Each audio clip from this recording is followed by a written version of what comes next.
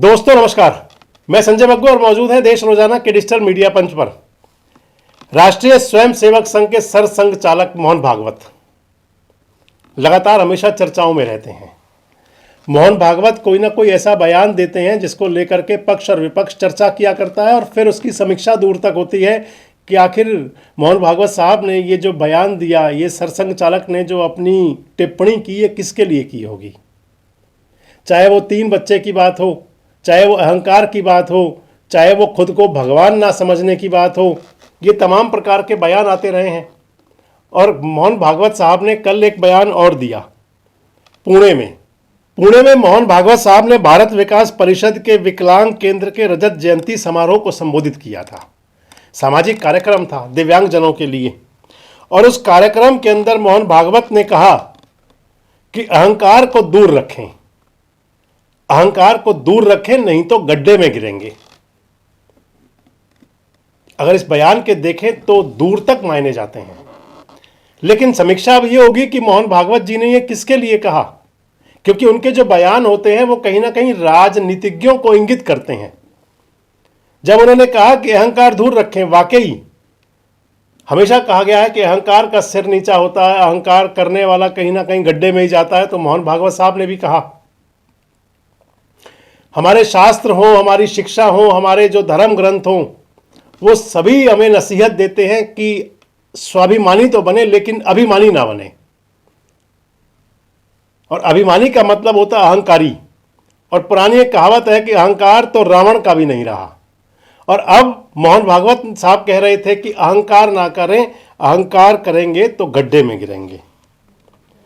मोहन भागवत साहब ने यह भी कहा कि हर व्यक्ति में एक सर्वशक्तिमान ईश्वर होता है, और हमारा तो सनातन संदेश यही है कि आत्मा सो परमात्मा। कहा जाता है कि आत्मा परमात्मा का मूलांश है।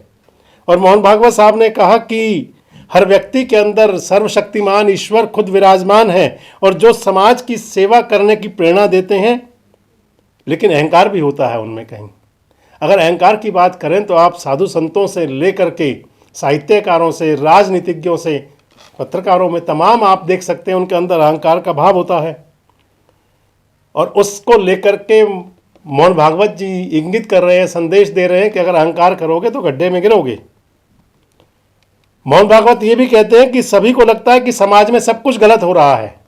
बहुत गजब की बात कही है सभी, लेकिन हर नकारात्मक पहलू के लिए समाज में 40 गुना ज़्यादा अच्छी और शानदार सेवा की जा रही है। कह भी रहे समाज गलत दिशा में जा रहा है। वैसे आपको बताऊं तो मोहन भागवत का ये पहला बयान नहीं है जिसमें उन्होंने कहा कि अहंकार करोगे तो गड्ढे में गिरोगे।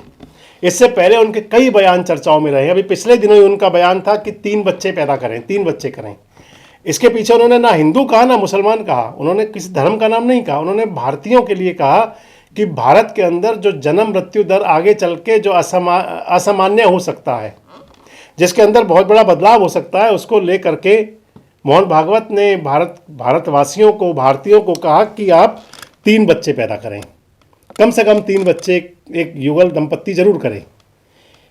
इसके साथ ही मोहन भागवत के कई बयान चर्चा में रहे। मैंने आपको बता रहा था, आपको ध्यान होगा उनका वो बयान जिसमें उन्होंने कहा था कि इंसान सुपरमैन है फिर भी भगवान बनना चाहता है। इसके साथ ही उन्होंने चुनाव के दौरान उन्होंने कहा था, जब चुनाव चल रहा था तो कहा था कि अहंकार नहीं करना। अब भी अहंकार की बात कही, उस समय भी कहा था कि अहंकार नहीं करना। और दूसरा उन्होंने कहा था कि प्रतिस्पर्धा होनी चाहिए, मुद्दों पर बात होनी चाहिए।